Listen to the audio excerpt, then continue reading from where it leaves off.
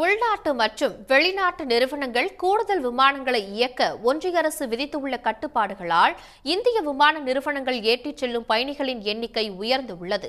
அதே நேரத்தில் வெளிநாட்டு நிறுவனங்கள் கூடுதல் விமானங்களை இயக்க விதிக்கப்படும் கட்டுப்பாடுகளை மறுபரிசீலனை செய்ய வேண்டும் என கோரிக்கை எழுந்துள்ளது. 2024-25 நிதியாண்டுக்கான முதல் காலாண்டில் இந்திய விமான நிறுவனங்கள் வெளிநாடுகளிலிருந்து இந்தியாவுக்கு வந்த மொத்த பயணிகளில் 46% பேரை ஏற்றி வந்தன. இது கொரோனாவுக்கு முந்தைய காலத்தை விட 10% அதிகமாகும். இந்தியாவிலிருந்து வெளிநாடுகளுக்கு சென்ற பயணிகளில் 45.3% உள்நாட்டு விமானங்களையே பயன்படுத்தியுள்ளனர்.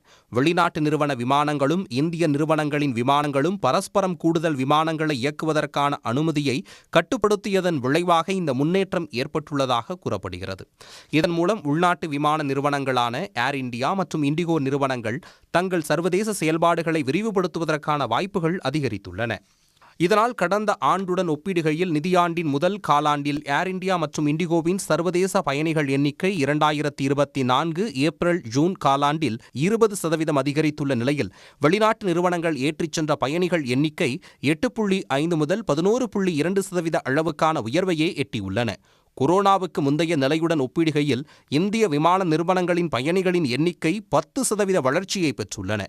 சர்வதேச பயணிகள் போக்குவரத்தில் இந்திய விமான நிறுவனங்கள் அதிக வளர்ச்சி பெற்றுள்ள நிலையில் சர்வதேச விமான நிறுவனங்கள், குறிப்பாக மத்திய கிழக்கு விமான நிறுவனங்கள் இன்னும் கொரோனாவுக்கு முந்தைய நிலைக்கு திரும்பவில்லை.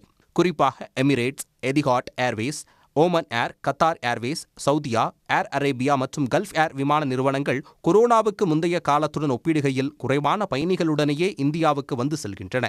டெல்லி, துபாய் மற்றும் மும்பை, துபாய் இடையிலான விமான போக்குவரத்தை அதிகரிக்க வேண்டுமென மத்திய கிழக்கு நிறுவனங்கள் வலியுறுத்துகின்றன. சர்வதேச விமான நிறுவனங்களுக்கு இந்தியா விதித்துள்ள கட்டுப்பாடுகள் எதிர்மறையான விளைவுகளையே ஏற்படுத்தும் என எமிரேட்ஸ் தலைவர் டிம் கிளார்க் தெரிவித்துள்ளார்.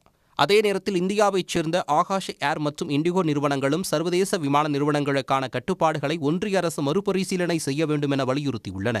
பிற நாடுகளும் கட்டுப்பாடுகளை விதிப்பதற்காக இந்திய அரசின் கட்டுப்பாடுகள் வழிவகுக்கும் என்றும் இந்திய விமான நிறுவனங்கள் தெரிவித்துள்ளன. உடனுக்குடன் செய்திகளை தெரிந்து கொள்ள சன் நியூஸ் பெல் ஐகானை கிளிக் பண்ணுங்க.